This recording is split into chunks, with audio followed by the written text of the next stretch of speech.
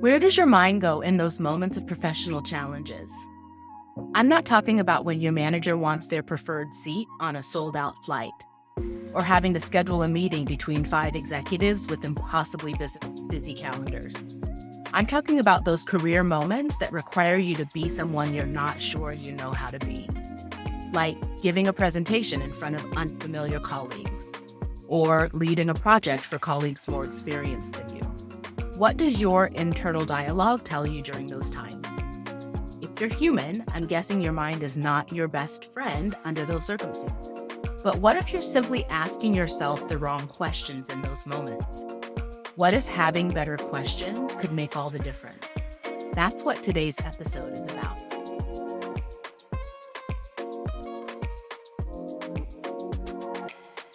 Welcome to the channel. This is episode number 3 of Admin No More TV.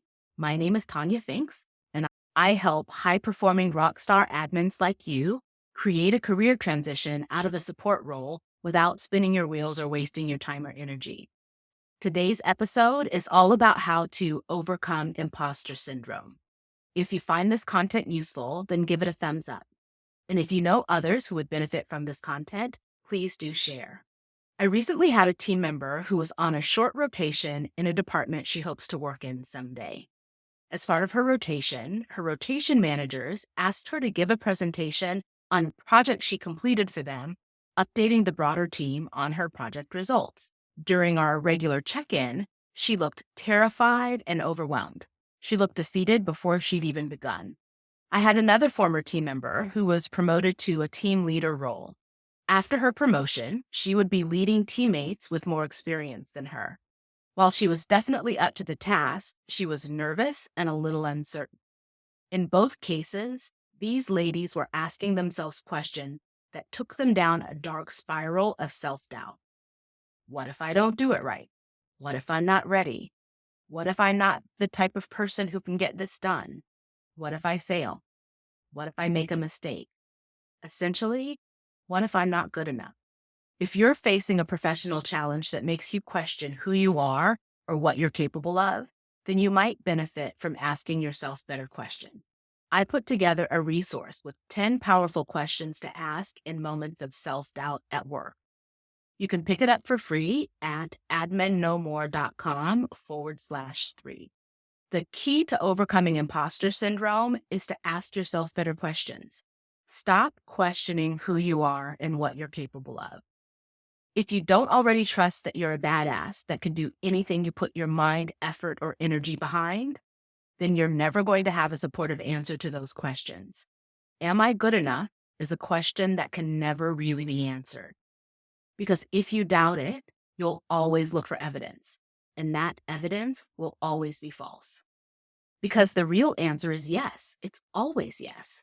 But if you have to ask, you don't believe that. So the evidence you find will only make you doubt yourself further. So stop asking. Instead, assume you're capable. Remember you're a smart, capable, accomplished person. Then focus on the questions that will bring you the knowledge, skills, and resources you need to get the job done or overcome the challenge. Think about a time when you needed information. What did you do? You probably went to the internet or the person with the answer to get the information you needed. You didn't suffer. You didn't experience a loss of confidence. You simply went searching for the information you needed to do the thing you needed to do. So a good way to know you're asking yourself the wrong questions is if you're experiencing a loss of power. If you're suffering and fearful, you're likely focused on yourself. Give yourself a break and focus on the matter at hand.